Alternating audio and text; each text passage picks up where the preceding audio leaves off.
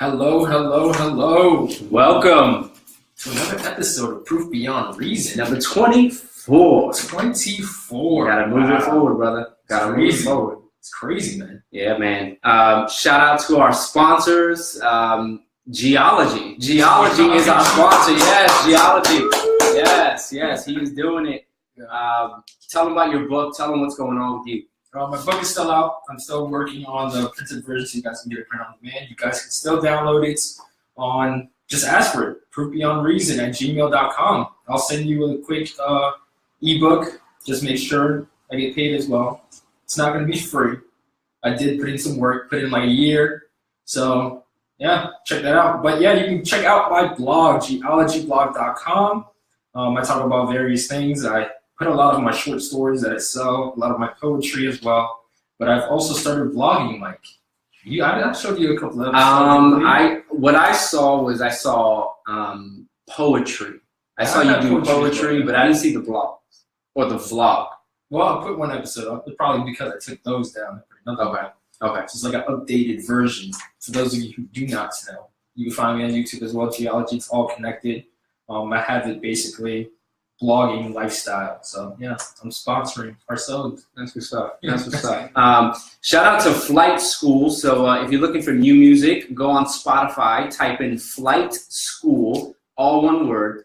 These guys have really good music, high quality music, and they are based out of Michigan. So doing work out of Michigan. I've seen them live in concert. I know one of the brothers very well. And sound in his word, music is really good. So go to Spotify, check them out, Flight School, and you'll have some really good quality music. So today we have a special guest. He's kind of not really special. Like, we just found him on the street. He was walking by, and I said, "Do you want to join?" And he said, "Yeah, sure, I'm not doing that." So John Morales is in the building. Yeah, boy. Yeah. So thank you guys for having me. Yeah, man. When you say literally come off the street, it literally... He physically was off. Like, I saw him. I was like, "Come," and he came. And give him drink and a meal. And I mean, the crazy thing is, Mike was just saying, still waiting on a meal. Mike was saying he was just gonna sit around or just stand for a moment. I was just like, "Oh, what's this? He's not gonna chip in. What's going on?" Well, I'm happy to be here, and I'm happy with what you guys are doing here, and I'm glad to see where this is gonna go. We'll see what topic we're gonna be talking about today. We'll see. Yeah. Today's topic is it's a tough one.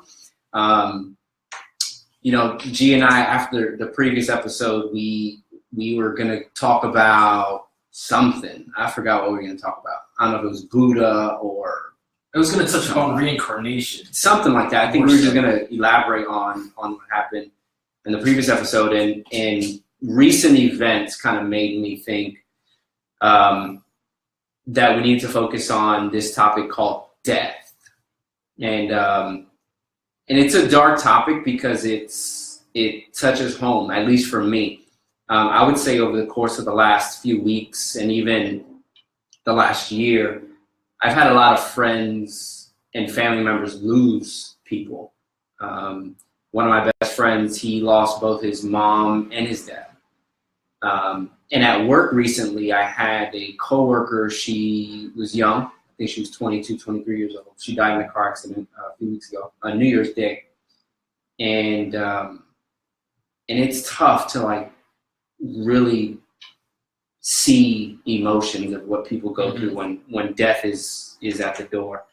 And I just, I feel like I spent a lot of time counseling people and just they're coming to me, or I'm just trying to be available to provide comfort, and it's not easy. It's not easy, and my wife can testify.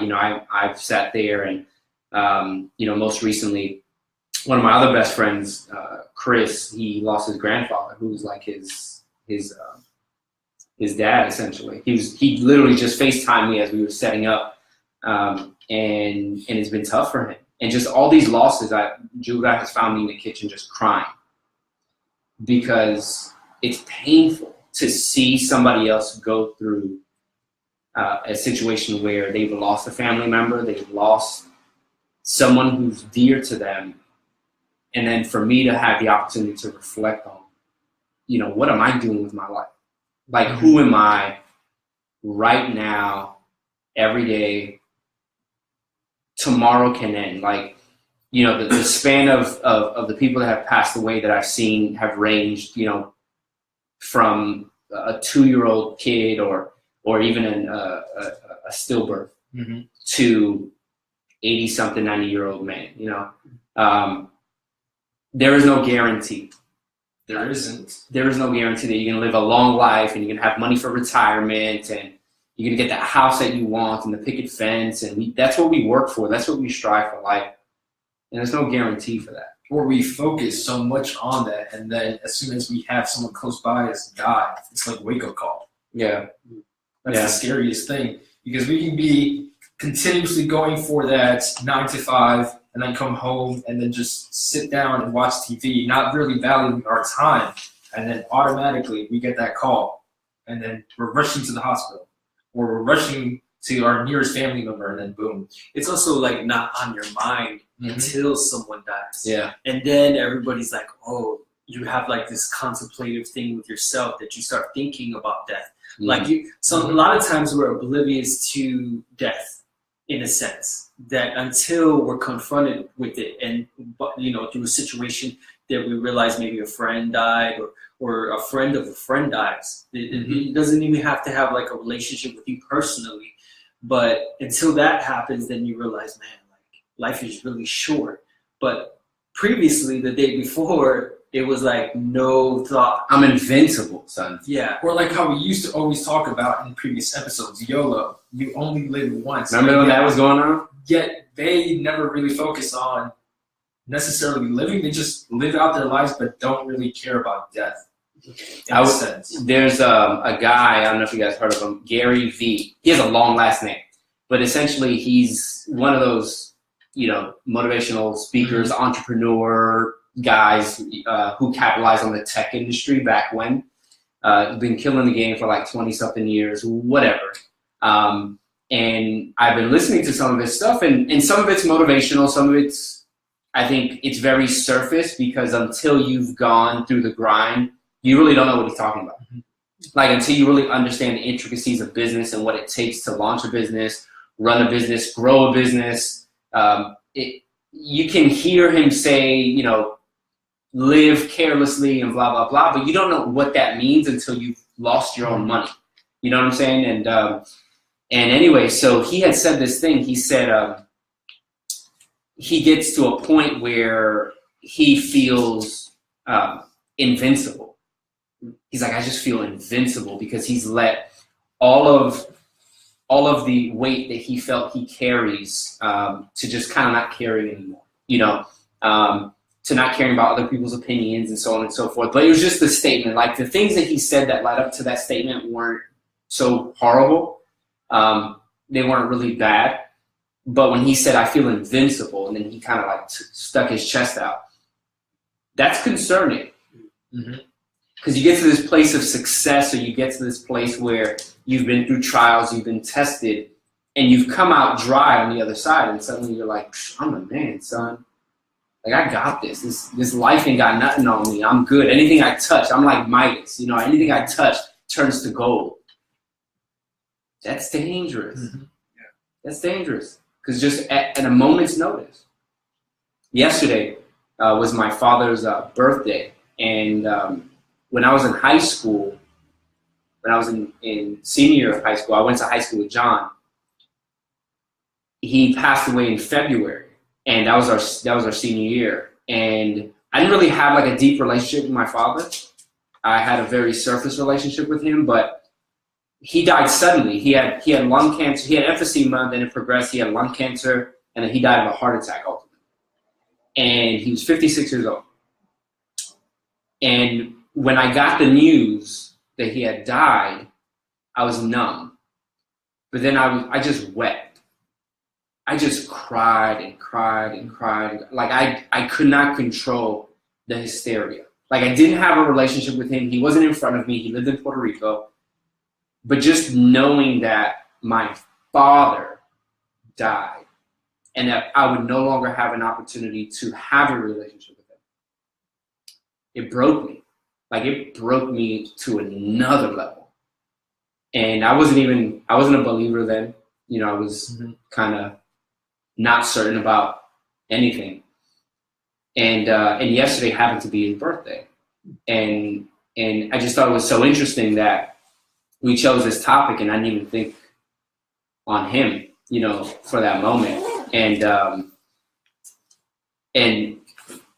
it's crazy because, you know, when you look at Scripture, and Scripture talks about, in Ecclesiastes, it mentions it's better to be in the house of mourning than at the table with fools. Like, to be in a room where there's death and there's the talk of the passing away or reflection on somebody who died, and people are crying and there's weeping and there's uncontrollable hysteria, or you have like the wake where you have that guy, Spanish households, you know, and they have like the dude put some cotton. Yeah, and he's like in the middle of the living room. And you're like, why is he in the middle? Why is Grandpa in the middle of the living room? When you have that situation of mourning, Scripture said it's better to be there than to be at the table with fools. Like, instead of being at a table where it's celebration and eating. And I don't think Scripture is saying that to discount having a good time. But if you had to choose one in order to keep life into perspective, if you have to choose one moment to keep life into perspective, it would be this time: death. The reality of death. Because the good times last a certain period of time, but death is certain. You're gonna die. Everyone at this table is gonna die. Everyone listening to this podcast is going to die. Everyone who is on Facebook Live right now, they're going to die. 100% guaranteed. And it's crazy. You know, it's we don't think about that too much. And we get stressed out over the little things. We get stressed out over debt that we created. Most of the financial issues that we have in life, we created. I wanted that MacBook. I wanted the iPhone. I wanted the Jordans. I. And then we have these credit card bills, and we have this crazy debt. Like, oh no, we created it. And we have stress out over work, or the fact that we hate our jobs, or that we're discontent with our families. It's to what end? Where does it go? I think, like, you mentioned something about Ecclesiastes, and when you think about Ecclesiastes, I think about Solomon, and like I think about him trying to grasp like the meaning of life. So he's like, oh man, I had 700 wives, you know, the concubines, 1,000 wives, right. Basically. 1,000 women, just every day, different, something different. I had all the sex, I had all the money, I had all the knowledge, everything like unlocked for him, and he was like trying to build, you know, temple or like palaces, different things like that. But at the end of the book, he describes it, and he says, and apart from God, everything is meaningless.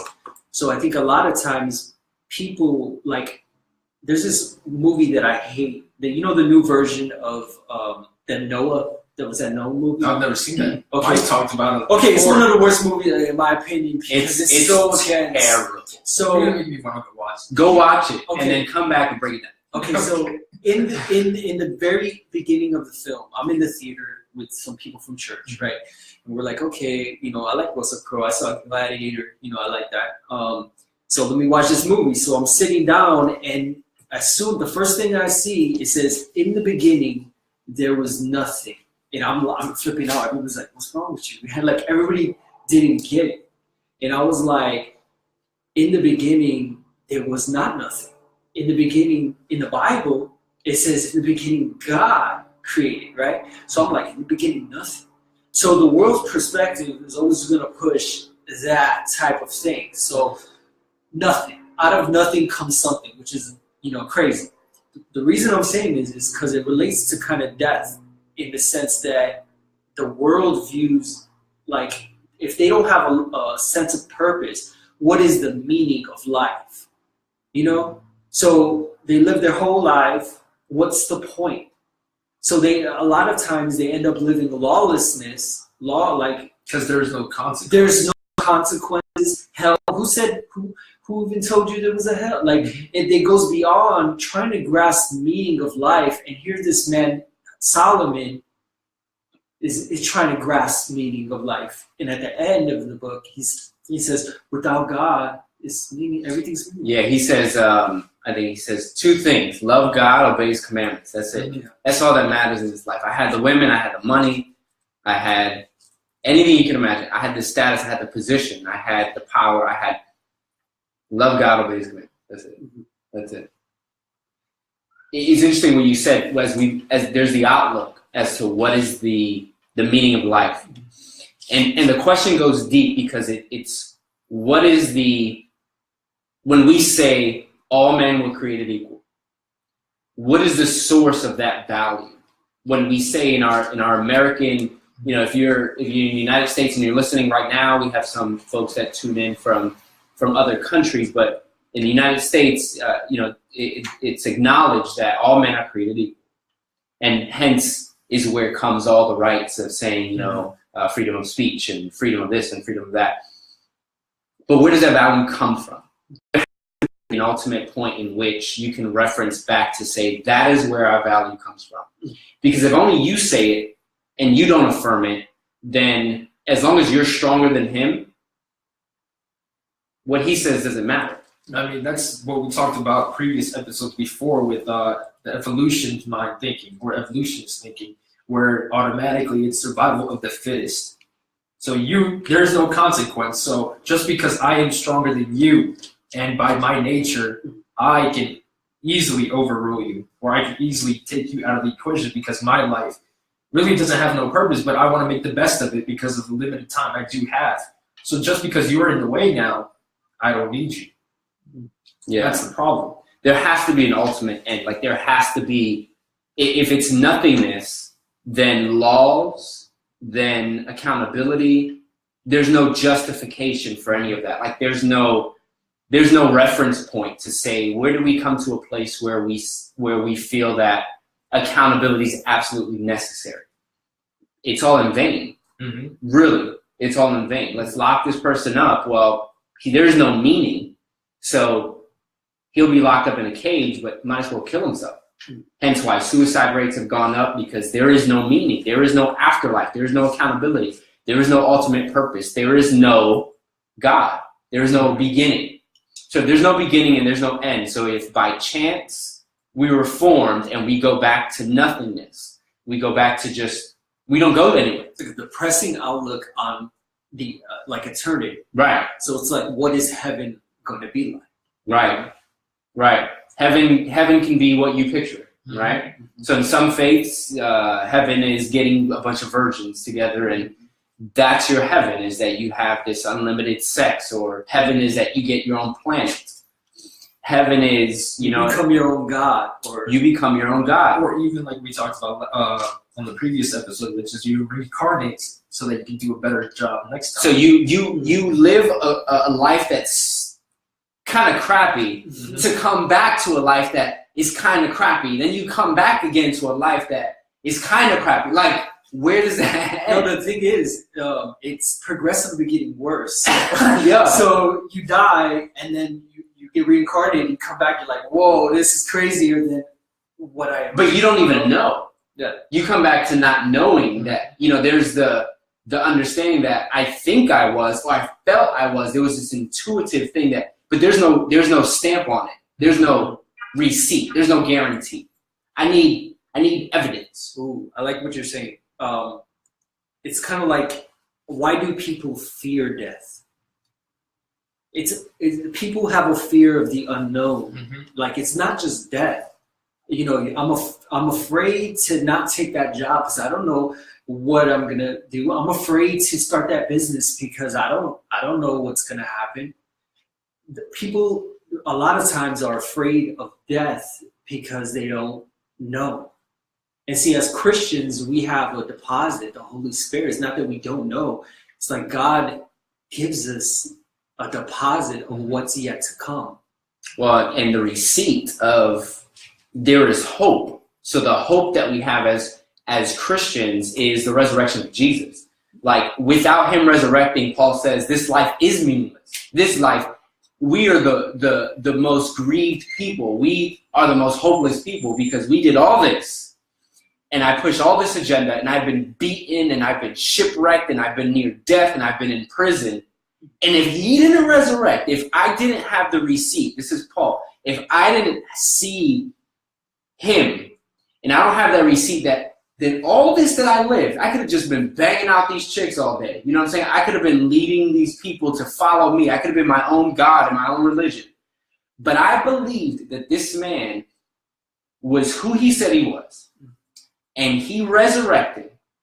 He died for our sins. He resurrected, and that was the receipt. He presented himself to me, and it's clear.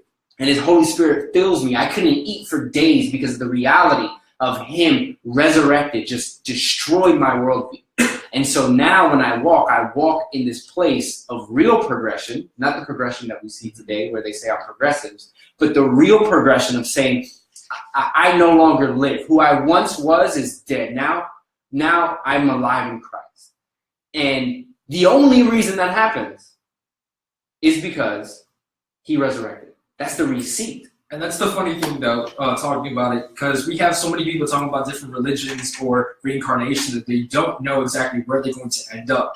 And yet you have God, who became a man, died, resurrected, not only was seen by 12, but 500 people to prove that he has overcome death and has the power to remove death from our life. And yet people still doubt that to this day. Well, if you check out the episode, I think it's the Historicity of Jesus, or one of those episodes, check out one of the previous episodes, we talk about that where, yeah, over 500 eyewitnesses. And that's not including women, meaning you would double that. Easily. Possibly. Yeah, possibly. And Paul says in that letter, Paul says, go talk to them. Yep. Go talk to them. You let me know. Let me know how that goes.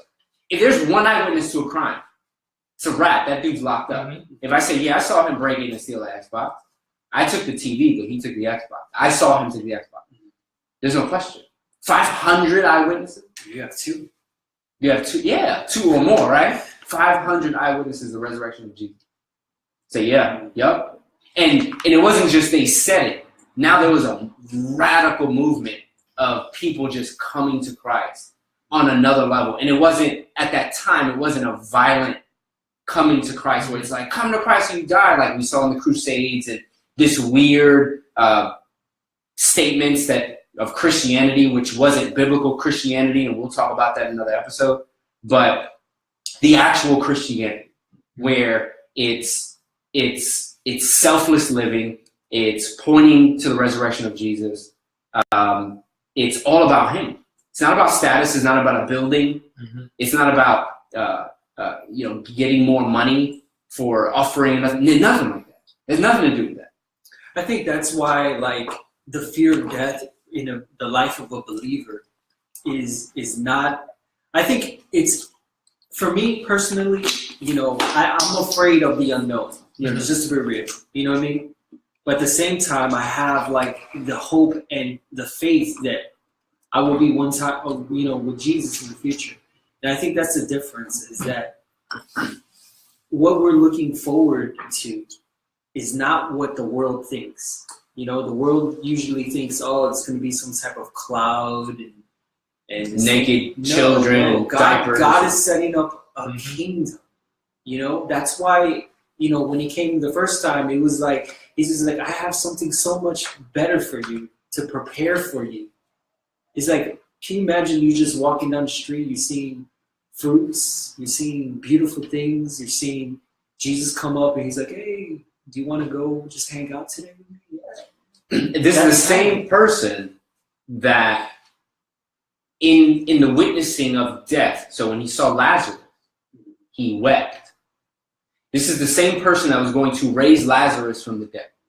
He wept over the death. He mourned over the death. Like, that moment when death presented itself was an opportunity to mourn and relate to the human suffering of death, of a loss, of the reality of sin. The reason why we die is because of sin, right? In Scripture, it mentions it pretty clearly, that the reason why death has entered is because of sin. And so that is a physical way for us to see that, is that we long to live for eternity. Mm-hmm. Now, granted, being practical here, if we have circumstances that we are totally unhappy with our life, our situation, many people do not want to live longer than today. And we see that where you have suicides. But innately, even in the midst of trying to commit suicide, the body wants to live on. The body's natural instinct kicks in and rejects the pills or rejects the, whatever it is that you're trying to do. It's trying to heal you so that you can continue living. The point is not to die. The point is to continue living. But because of sin, we die. So Jesus at that moment where Lazarus is, he gets there and Lazarus is already dead, he weeps because that is the clearest picture that we can get that sin exists in this world is death. Yet he was going to resurrect. He still took the time to weep and mourn. And I feel like during this time where I'm experiencing so much death around me, my family, my friends, and who knows what tomorrow brings, right? We don't know if we leave here tonight. We don't know. There's just no certainty. It's cause for us to really just stop and reflect. And, I've caught myself, even in my theological precision to be able to iron out what heaven is and resurrection and all that, like I still fear death. Like sometimes I'll lay in bed and just think about it because I don't know what that looks like. I have an assurance and I have the receipt and I'm confident, but that doesn't mean that just because I have the plane ticket, I'm not scared that when I get to Jersey, I don't know what's going to be in New Jersey, right? Mm-hmm. I've been there before, but I don't know what's going to be there when I get there. I don't know who's going to wait for me at the airport. I want to give you a little story of kind of like my grandmother. So my grandmother died, she died about 3 years ago. But prior to that, my grandfather died. And it was like a 6 months in between the first one. So the first time I was at a restaurant with some friends and I get a phone call from one of my cousins. And he was like, grandpa just died. And I just got struck with emotion. I didn't want to talk to nobody. But at that moment, it was like I was crying and I already knew he was sick. But my prayer was for him to receive the Lord. And I remember him coming like 3 years prior to that day and me actually giving the gospel to him and him being able to understand it, And so my prayer when he was in the hospital was like, God, like just have him remember. He struggled with Alzheimer's. So he had that tendency to forget. So I was like, God, just have him remember that conversation. And so I cried for him. And I was like, man, it was really, really sad. And, I hear from my relatives that he accepted the Lord. So it brought comfort, right? 6 months later, my grandmother passes away. And this time I don't really cry. And I don't know why. There's not a lot of, I loved her so much. And the crazy thing is, I had a greater relationship with my grandmother than I did with my grandfather, like a deeper. But I didn't cry. According on her deathbed, she was saying, and you could take it from what it is. This is a woman that's dying, her testimony, not mine. She was saying, I see Jesus. And she's like, I feel love. And it brings comfort to me that, my grandmother, a believer, experienced that. God chose to bless her with that deposit right before she passes. And she went in peace. And it makes me think. I had greater emotions towards my grandfather who I didn't know. Why? Why? Because I didn't know if I was ever going to see him again. Wow. Mm-hmm. But my grandmother, I know, It's scary. I mean, we go around in life and we know the guarantee. Like we know we're going to be with our Father in heaven. We're going to be with Jesus. But we walk around, we might see the people, co-workers, friends, and we could see their lives from far. And yet, that yearning, why we have missionaries, why people go out and preach the gospel late at night. When I was in New York last week, I saw people, those holding the signs, just preaching blatantly. Not blatantly, but boldly. And people would ignore them. Some people would stop by. I saw the Hebrew prophets. Hebrew Israelites? The Hebrew Israelites. Oh, man. There. And then one Christian just stopped. He listened to everything. His name is geology. He stopped. And then he put out his phone and then started talking back and forth. And I was just there for 10 minutes because my mom was in the store going to the bathroom. And I was just listening to the guy. And he was just saying, going back and forth. He's saying Jesus is the way. And I was just like, these people, they have that. They feel it. Just like how you knew at the time, your grandfather who's going to pass away, you knew the consequences of what's going to happen, how people live. You just have that yearning. You know that this love you feel, the grace of God himself, the sacrifice, you feel it. And yet you want to share that to the world. But yet some people just want to keep on living their life because they're stuck. Or necessarily they're lost in the sense that there is nothing. But that's the thing. We're being taught day in and day out that there's nothing, when yet there is much more. God is the one from the beginning, and he is going to be there at the end. When we have clarity on that issue of where do we go, what does life, what awaits us when this life is over, those who have had the clearest insight into that have had the most effect and impact in this life. Mm-hmm. And even those that, even those that were who are non-believers, who have this, assurance that there's nothing, they are very effective in this life because they have this clear direction and clear affirmation that there is nothing. They're truly convinced that there's nothing after this, so they have nothing to lose. So they live their life in such a way that there is no consequence.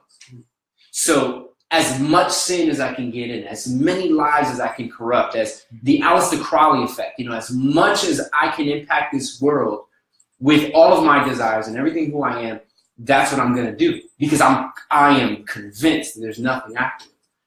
But when you have the other side, when you're totally convinced that at the end, Scripture says in Hebrews, we die once and then the judgment. Mm-hmm. When you have a clear conviction over what's next, to be absent from the body is to be present with the Lord. When you have those understandings and you're totally convinced, those people have had the greatest impact in life. The Charles Spurgeons, the Pauls, the John Wesleys, these guys understood. The Leonard Ravenhills, that the sermon that he said, if I can just open for you just an inch of eternity this morning, he said, you would never complain again. You would never backslide again. Your prayer life wouldn't be rags. You wouldn't weep over the things that are so temporary. You wouldn't spend your money on things that are just so temporary because you have this eternal vision. And now there's no fear. Ravi Zacharias was preaching about Lazarus, and he said, "Can you imagine?" Because when Lazarus resurrected, he became a missionary. He planted churches and so forth. And I think he ended up in India, planted churches in India, eventually died. And there's a grave that says Lazarus lived twice or something like that. That's what it says on his grave. And you can go there, you see whatever is going on. And so in preaching Ravi Zacharias, he's like, can you imagine Lazarus after he was resurrected from the dead? What would his life look like? Yes. Knowing the person who's going to bring you back, there's no fear. What are you going to do to me? In the face of, right? In the face of your enemies, in the face of preaching the gospel, just being totally unashamed of who he is and having death in your face again. He's he would just laugh. There's no fear. He would just laugh. Who are you? He's like, I've already died. I've already died. And I know the one who's going to raise him again. And my best friend, he's the one who controls it. He controls it. I'm chilling. How great would it be for us to embrace that in a very practical fashion? Not just have it in a theological understanding, not just have it as words or a way to do a podcast or a way to preach, but for us to really live that. And I will be honest, I struggle with that because it's so difficult for me. Like my wife is more like faith driven. Like she can say, don't worry, it's going to be okay. We haven't gotten there yet, but trust me, it's going to be all right. Like, we're on time or we're, whatever. And I get there, I'm anxious. I'm like, no, it's not. I got to see it. I got to touch it. I need evidence. And when we get there, it's exactly how she said. She was calm, cool, collected. It's tough for me to really just let everything go and to live a life that is not careless, but a life that is without fear.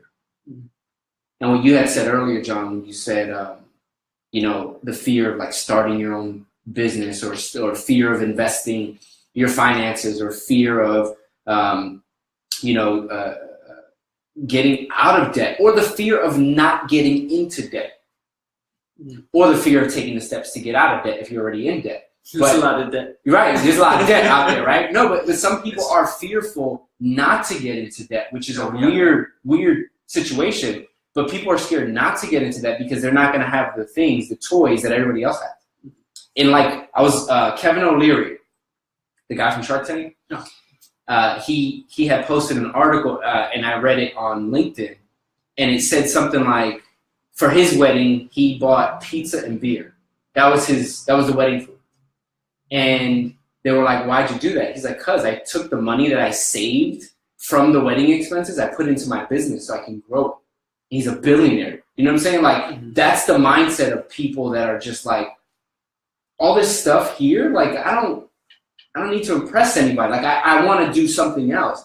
And I don't know him from Adam. I'm not taking his theology, but it's just a mindset of saying, being scared that other people are going to look at your wedding and say, you didn't throw a nice enough wedding. You know what I'm saying? You should spend the 20, 30 G's on your wedding. This dude who's a billionaire spent hundreds of dollars on his wedding. Yeah. And that's it. It's the fear of not getting into debt because you're wanting to impress other people. It's also the security of being here now. We focus too much on being here, like just here on earth. I've gone through, talked to a couple of Christians who are saying like, oh, God's going to bless me with this, and that, but they're not thinking beyond, or for example, on a ministry level where it's like, oh, they're not saying that we want to help people get reached. It's just God's going to bless me here, here, and there, and then we'll see what I can do with that. Or we can go to an even example of the Bible. We have Job. Job lost like everything. And automatically you start pointing the fingers, God, why do you do this, and that? Instead of focusing on the grander picture, which is God himself is going to be there present. He was blessed. Yeah, even with Job, like, that's tough. I love the story of Job, but even on that, like towards the end, his friends are saying, hey, blame God. And he's like, no, it's not God, He's like, who am I, whatever. But then it comes to a point, like in chapter 50 or something, where he's like, God, like, can you give me a response? And God's like, it's like a couple chapters. It's probably like 4 or 5 chapters. But he's like, who are you? Yeah. And he just gives his resume. Who are you? God giving the resume to Job. To Job. Yeah. He's like, who were you when I made the storehouses of water? Like, where I made the horse who's so strong, who does not retreat. Like, oh, this is great. I'm like, man, at the end of that, Job is like, perspective comes in. I think a lot of times people don't realize, like, man, the perspective of death actually is the thing that's the motivation factor. Like, it's the thing that puts you back. Like, until you are confronted with it, you don't realize it. And so God confronts Job, he doesn't really realize it. And his response is, clearly I'm a man. I didn't speak, like, I didn't know. Our humanity peaks when we're at like that, the face of death, or the door of death, or whatever you want to call it. When I'm sick, when I've had instances where I was very, very, very, very sick, you tend to become very holy. Right, you tend to become like, and it's strange that we act like that. when we're injured, when we're not capable, when our car breaks down, when things are just not functioning, suddenly we look to God in one of two ways, right? We either respond to God and just like, God, I realize my humanity and I need to just serve you or find out what your will is, or we blame God like Job did, right? So we can get exactly what we want in the time frame that we wanted, the way we described it. And so this God, he's whatever, I'm gonna do my own thing. And the point of, I think, all of this is to say, in the book of Ephesians talks about, the days are numbered, so be mindful of your time, like of the minutes you spend of your time, be mindful of that. Don't be wasteful with your time, because we don't have a lot of minutes. We don't have a lot of time. We don't know how many minutes we have left. Well, so we have 24 hours, and 8 of those hours are already gone sleeping. So if we make it, and then you work 8 hours, if we make you it, drive 2 hours a day. So if you make it, and if you sleep 8 hours, because I don't sleep 8 hours. I sleep like 3. I sleep like 5. But it's like the minutes that we have. We don't know how many minutes we'll have left of today, and so that perspective of whoever you have beef with, squash the beef. Whoever, if you're mad at your family, do away with that anger. Go and get forgiveness. Go and ask for forgiveness, even if it's not your fault. Even if it's like, no, they're the ones who caused the issue, but there's animosity between you and friends or family. Just go and just say, look, I don't even want to have a relationship with you, but whatever I have done to cause any animosity, whatever I have done to grieve you, or the perspective that I have that you've grieved me, I just want to say I'm sorry. I want to ask for your forgiveness. I want you to forgive me. And I wouldn't even point out I forgive you, because that's arrogant. Just lay it on the table. Ask for forgiveness, because you don't know. You don't know. I have family members right now who are just angry with each other over like whatever. I've had family members over small money or something didn't go right at a party or whatever. It's dumb, because what happened with me and my dad, I had resentment with my father. I didn't want anything to do with him. I knew he was sick, and they were like, Mike, you got to go visit your dad. Things are not going well. And I said, I'm not going to Puerto Rico. I don't know that dude. He didn't take care of me. He didn't help raise me. When I needed him, he wasn't around, blah, blah, blah. But he was longing for a relationship then, and I didn't want to have anything to do with him. And then he passed away, and I didn't go to his funeral because I was so resentful over what? My time could be tomorrow. My time could be tonight. And my daughter, I would never want my daughter to feel that way about me. And I could do everything I believe is right, and I push her buttons the wrong way, and she's upset with me. I don't know how much time I have. I have to be the bigger person. We have to be the bigger person. So if you have any unforgiveness in your life, just ask for forgiveness so that your Father in heaven can forgive you. On Sunday at church, that's what they were talking about. Be mindful of the time. Don't be wasteful of your time. But the reality is we are valued. We have immeasurable value because of Christ, because of what he did on the cross, because he saved us, and because we're made in the image of God. That is the reason why we have value. That's the reason why we can sit here with assurance and say, we have hope in tomorrow. I mean, a lot of people usually always like saying that quote, or they'll put it everywhere. John 3:16. Everyone knows the verse, for God so loved the world, but they forget that one intro, which is for God so loved the world, that he was willing to send his son to die for us. Like literally died for us. Like people don't, like we talked about it briefly, I believe, in the historicity of Jesus, where literally it was one man took a beating, like a literal beating. Like you could stub your toe on a table and it hurts. But this guy took a beating, dragged the cross, was on the cross, died. Something like 20 hours of just like walking and beating and walking and beating and then hanging. And then literally resurrected for us. For us. Like we don't picture that. That's like crazy. Literally someone dying for us. Each and every one of us. It wasn't just like, oh, I'm gonna just die for you, Mike. No, he died for all of us. That's the crazy. The God of the universe who told Job that, who are you? That's the crazy thing. He paid the price that we needed to pay. This is the price that we needed to pay. And it wasn't just a physical death, mind you. Mm-hmm. He was in the grave. So whatever took place in the grave that we don't know about, that's the payment for all of humanity. All of humanity. By his stripes we're healed. But that time that he was vacant in the grave, and we don't know what was going on in there, where he's absorbing the full wrath of God. Mm-hmm. Talking about all of human history. Past, present, and future human history. And then his resurrection to say, I've conquered death. So whatever death has for you, I just conquered it. Not just the physical one, but the one that you didn't see. And all of it. I conquered all of it. Death is dead. I conquered it. It's mine. I have the keys. Done. Don't worry. You're coming with me. Here you go. Welcome. One pillow. You know what I'm saying? That's what it was. And we don't grasp that. Because it's difficult to grasp on a daily. Yeah. I've thought about this before, and I think about like God died. And that's it. Period. And I think about that one statement. God chose to humble himself to become like us when he didn't have to. He's perfection in his throne. He doesn't know sin. He comes down, is innocent, and he chooses, because he is love, to be the ransom for us so that we might have a relationship with him, so that we might be with him in his kingdom. That's crazy. The absence of that means there is no hope.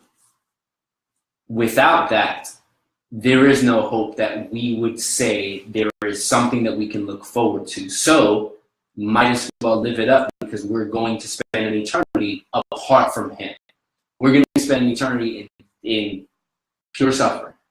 The rest, if you're suffering now, wait till we're out of here. I think that's why that YOLO is so dangerous. Yeah, absolutely. In the sense is, people don't have a problem until you're in your deathbed. Yep. And then you realize, I've wasted my life. What have I done? But it was YOLO 45 years prior, nothing but YOLO, until you're confronted. And then, guess what happens? Fear. So we're confronted with our humanity. Until you're confronted. And then fear grips you. I believe it was Francis Chan who was talking about the afterlife or death, where he said, imagine a man, he has everything he wants, he gains everything, every status that he's ever wanted in his life. 100 years of that. You have all the women, all the cars, anything you can dream of.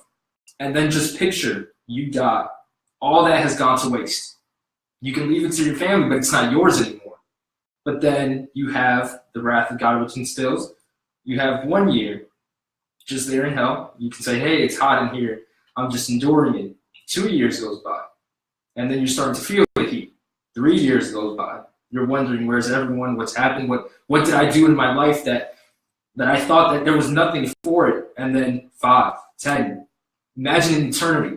Just, you come to the realization that the God himself loved you, did all this just so you don't feel complete emptiness. That he loved you. And that was like, I saw that when I was in my sermon phases back in the days when I was just becoming a Christian. And that was like huge wake-up call to me. Because it was just like, I experienced my aunt's death, which was, I was like 8 years old when it happened. And she was like my mom. I cried. That was literally, my brother likes saying this a lot, but that was the last time I cried. That's what he said. Because now it's like I experienced death and I don't cry, I just go no. And then my grandfather died, I just go no. But I don't shed a tear because the reality is I saw that the person I cared about, just as equal as my mother, just passed away like nothing, like a vapor. And yet I'm over here just complaining about, oh, I have to be at work for 8 hours a day. It's so crazy to me that there's certain people react differently to different things, right? So, like I'm like you, that I kind of go numb. I don't even want to be in the funeral. Like I just don't want to deal with it. I don't know if that's helpful, but that's just me, right? Mm-hmm. Some people get angry. God, why did you take my mother? Why did you take? And then this anger gets built up inside of them. But to realize in the future you're going to be in the same predicament. Mm-hmm. They don't have that concept of time. Time is relative. We live in a dimension of time. You were talking about hell. There's no time. Heaven, there is no time. We live in a dimension of time and years, but we can't separate that. We have this anger towards the one that God, you took him from me, but you're going to be there pretty soon. Mm-hmm. Everybody, guaranteed. I mean, just talking about time itself, America was like what? How many years? Like 300 years America's been around? Yeah. Something like that. And yet look how far we've come in only 300 years. The Roman Empire, what was it? 1,000? Like 1,000 years. That's just crazy. And yet we consider time as if we have all the time in the world or make the best of time, but yet we don't really make the best of time. We'll spend our hours watching that game and then just watching another game and then watching another game, one after the other, and saying, hey, look, I'll just do that tomorrow. I'll have time tomorrow. Always promising tomorrow when yet tomorrow is not known.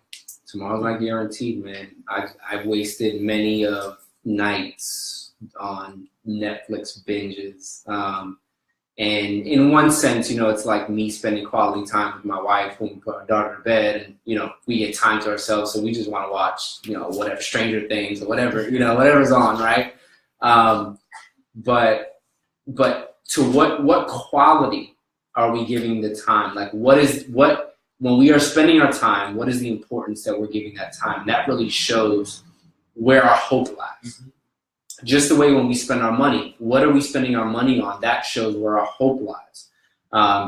And if we're investing our time in things that are eternal, our family, our friends, when we're investing our time in the ministry of reconciliation, regardless of what it is, it doesn't have to have a brand or T-shirts or be in a building, but the ministry of reconciliation, where you are living your life to draw people and call people back to Christ, unashamed. What does that look like? How is it that we are going about it? And how much value are we putting on our lives? Like, how much idolatry is consuming us? How much? There's so many questions that we can ask. And we have the recent thing that's going on with the kids eating those Tide pods. Oh my Lord, like, it's just ridiculous, but it speaks volumes to what are we doing with our life? Mm-hmm. What is the value of life? What is the meaning of life? The meaning of life is to have status, to be popular, to eat these things or whatever the heck they're eating, to post it, to get sick, to die. Like, come on, fam. It was like the guy you mentioned, the Mr. V or something like that? Gary V. Yeah. Gary V. He's real wealthy, has everything in the world. Works hard. No problem. Don't discount. No problem. It's seeming, right? Yeah. And that's how the perspective will be, because that's the trend now. The trend is, we want the social medias, and that's why the Tide Pods, people eating this crap. But you have the influencers. This is the movement of influencers. So if I've never really done much in the way of building a business or investing my money and seeing a huge return where I can give real advice, all I got to do is read some books and then put out a video and act like I'm an expert, and people just want to be dumbfounded. Like, I didn't put the work in. Like, if G talks to me and G's like, look, man, I did some research on X, Y, and Z. This is what you got to be careful with. I'm going to listen to G, because G's been doing like 12 years of research of things that I have no idea about. And we've dialogued about things and the resources and so forth that I can look at. I'm like, he's put in work, so he's a reliable resource for me. So I have intimate understanding of what he's doing, so great. I'm going to listen to him. But there's so many people just popping up that we don't get the work that they're doing. Like, if we do the research and like, wow, this person's great, but we don't know the struggles that they go through in life. So they appear bigger than life. They appear like they have it all together when death is certain for them. All the money is going to somewhere. It's going to someone. The son or the daughter or the wife, the husband, It's going to get spent on something that they didn't want it to be spent on. It's going to get spent on something else. You don't have control over that. And so in this realm of influence, who is the one influencing you? Where is your real influence coming from? Is it from the one whose word never passes away? Is it from the one that has sealed your faith, who gives you the hope, who says, I give you a guarantee that you will be with me? Is he the one that we get our influence from? Then fantastic. It's not saying we can't learn from other people, right? Mm-hmm. It's just to say, where's our ultimate hope placed? Where is it that when we wake up in the morning and we kiss our family goodbye, we're meditating on the day, where is our ultimate hope? Where is our resting place? And, my hope is that everyone who's listening, everyone who's watching, that us at this table, that we would really put our hope in Christ and that we wouldn't be scared to make moves. I know G's thinking about certain things and making certain investments, certain decisions, that he wouldn't be fearful, that he would just trust in the Lord, that I'm in the same boat, thinking about doing certain moves and I'm not sure. And then it hits me when this topic comes up and I'm looking and I'm like, why am I worried about it? Because I don't know if tomorrow's going to exist. So let me be calculated and move forward and see what happens. And God, I trust in you. There's no fear. I don't have fear. Why fear? Tomorrow's gone. Life is a vapor. It's gone. The people that John's investing in and his relationship and the move that he's trying to make.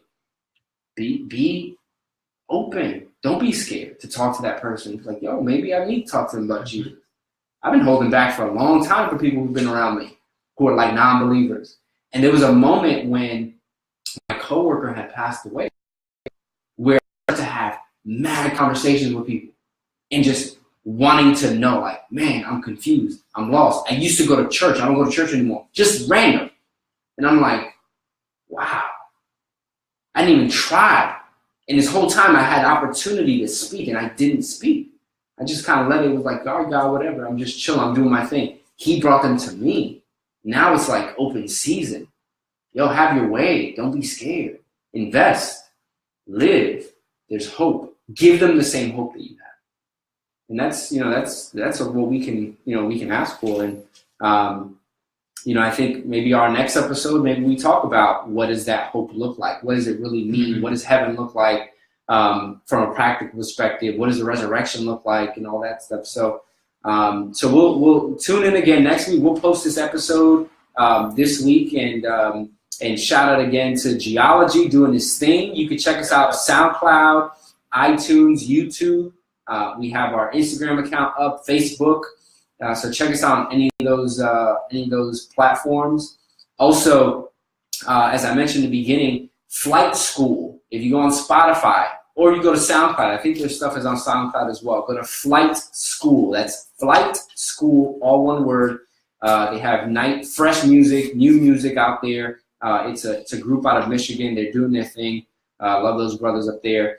And that's it. So, John, thanks for joining us, sir. Thank you for having me. Appreciate it. Have to have him on future episodes. If you like John and you want to see him on more, hit us up. Send him a message on Facebook or hit us up on Proof Beyond Reason. I have number thumbs down. Everybody's like, this guy was trash. We couldn't hear him. He was talking away from the mic. This is ridiculous. But we love you guys. Michael Baptist, Geology, and John Morales over here. Love you guys. Peace.